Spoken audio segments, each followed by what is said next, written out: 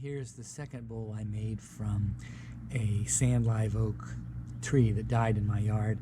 The stump was in the ground for a while, so it got pretty rotten.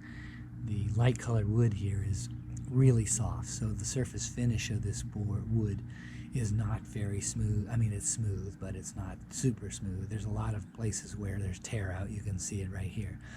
I thought the bowl looked so nice, though I didn't care so much that it's not perfect. The dark brown that's on the far side in this view is the bark showing through.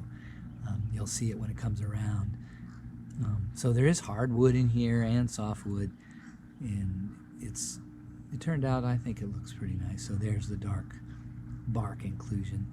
I still ground into the surface, so it's not like the bark looks like bark.